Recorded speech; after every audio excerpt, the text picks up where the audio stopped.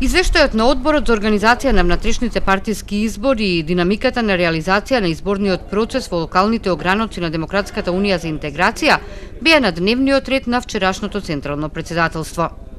Врз основа на овој извештај, највисокото партиско тело констатирало дека внатрепартиските избори се одржуваат во рамките на статутарните норми и во услови каде членството слободно може да ја изрази својата волја при избор на локалните партиски представници во една демократска и свечена атмосфера, стои во соопштението од седницата. Централното претседателство ја определи годишнината на основањето на Демократската унија за интеграција 5 јуни 2014 како ден кога ќе се одржи третиот конгрес на партијата. За претседател на организациониот одбор е назначен генералниот секретар Абдула Чимадеми. Централното претседателство ги формираше и работните тела за организирање на изборната конференција на Форумот на жените и на Младинскиот форум на ДУИ.